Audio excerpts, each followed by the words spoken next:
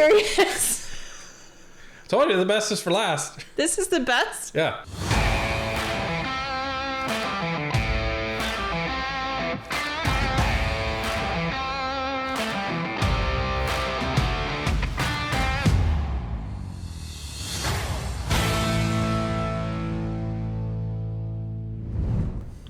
It's 2025, and usually around this time you hear a lot from politicians on how they're going to make the next 365 days better for everybody.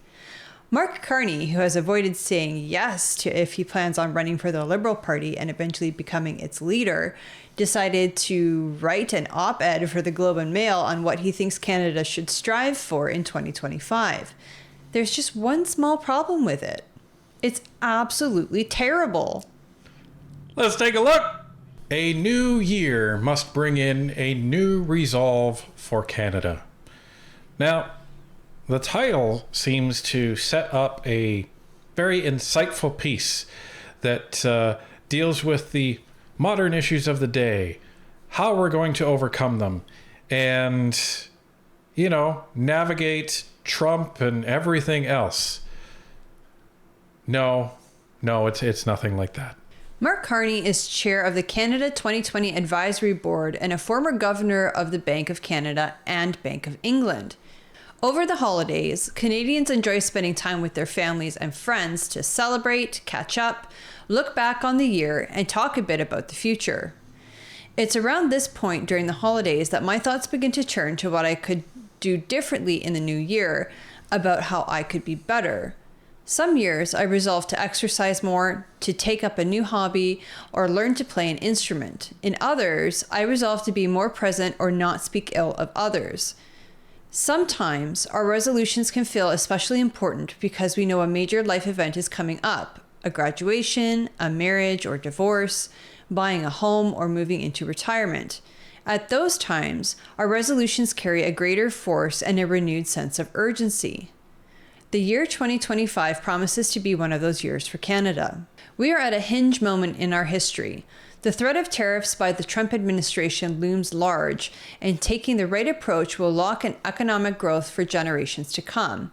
But equally, if we are strategic or if we're subservient, we will put many jobs and communities in peril. In 2025, Canadians will go to the polls to decide how they want our country to be led. Many people want change, and they deserve a real choice of the best approach to serve their needs and those of the country. These are not easy times, and we shouldn't kid ourselves that there are quick fixes. But Canadians don't shrink from challenges. We face them head on. With the right resolutions, we can build the future we want and the future our kids and grandkids deserve. So what could we as Canadians consider as a pivotal new year arrives?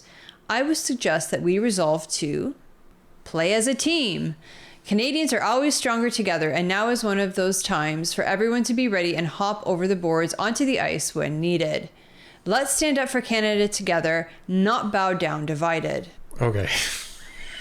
This already reads like one of those interviews that you get after, like, between periods when the reporters are standing outside the dressing rooms and they're like, so hockey player, how is this going? Like, how do you feel about the first period? How do you feel about your team? Blah blah blah. We're gonna give 110%. We missed it in the first period, but we're gonna come back in the second. Just garbage like that. And this is what I said to Tanya as I was reading this. She hasn't read this yet, so I'm just letting her read it, and it's true. It's the hockey cliche. It's like, oh, we gotta play as a team. We gotta get pucks in deep, and we gotta do this stuff. Like, he goes from, Trump's tariffs are coming, and we gotta deal with that aggressively, but we can't be too aggressively, but we can't be subservient. So let's play as a team. That's how we get through. 110%. Like, the coach he's doing really good right now. And he also started it as, when I'm thinking about divorce or when I'm thinking about Guy, you're all over the place. If you want the general mood to be positive, you need to keep it positive. You can't structure it like with things like marriage or divorce. Even though we know those are realities for Canadians, you need to stick with the positives, right?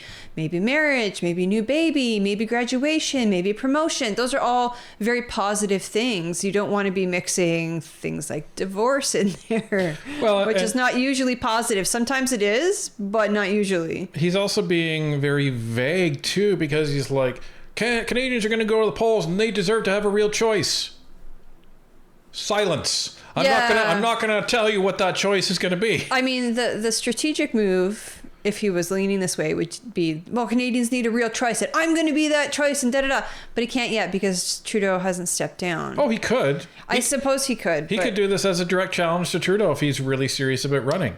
I think it would look very poor. Well, the problem is this looks poor too, because if this is kind of his precursor to a leadership run, it's terrible, because you're not saying anything. You're literally saying nothing throughout this whole thing.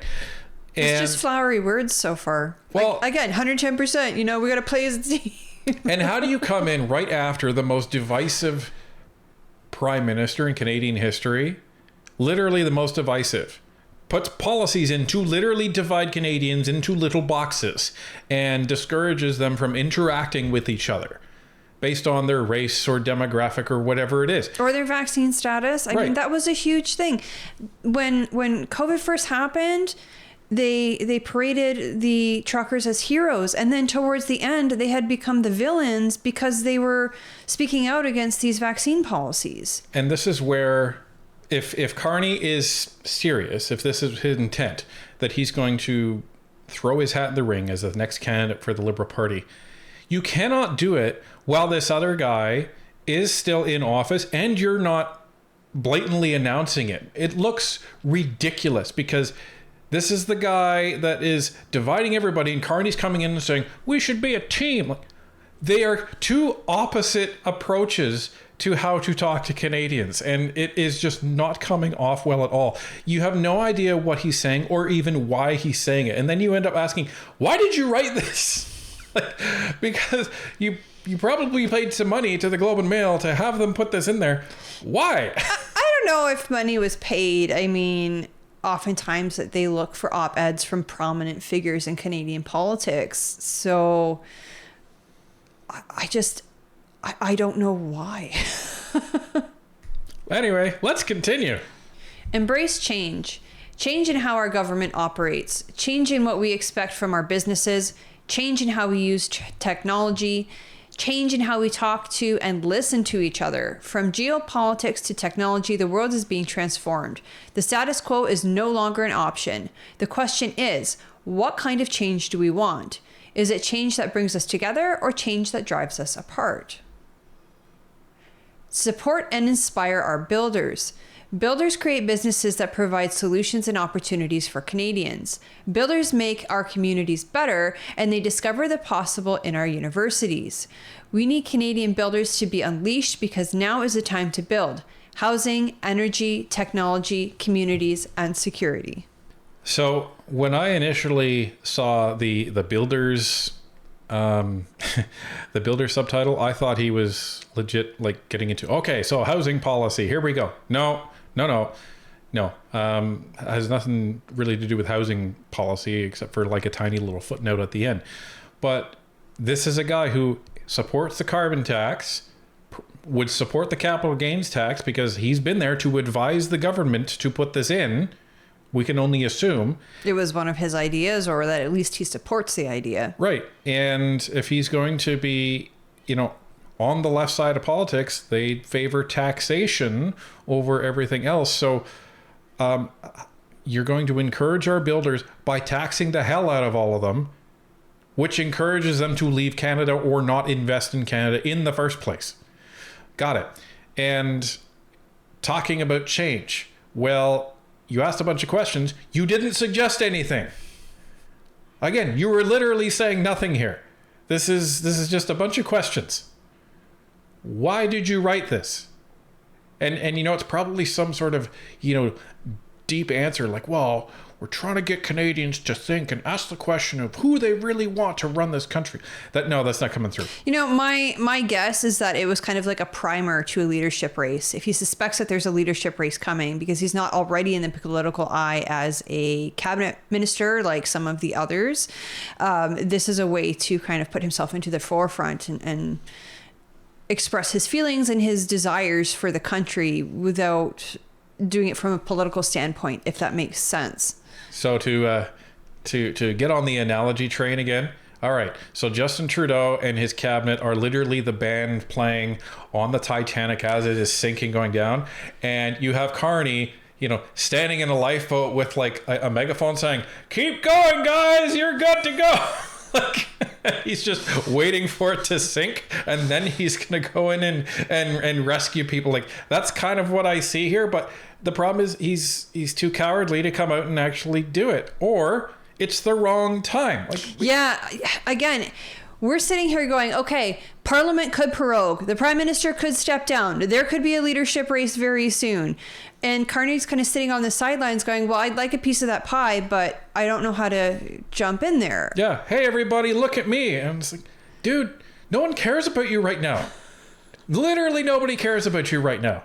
You could even jump up and down and say, I do want to run. Nobody cares because everyone is interested in what is Justin Trudeau going to do and when is an election happening. My strategy, take it with a grain of salt, but if I were Carney, I wouldn't run for leadership in the next opportunity. I would run the one after that, because I don't even think the next leader is going to be able to straighten up the Liberal Party. I think it's going to be on a downward trajectory for a little while. I mean, look at it in Ontario.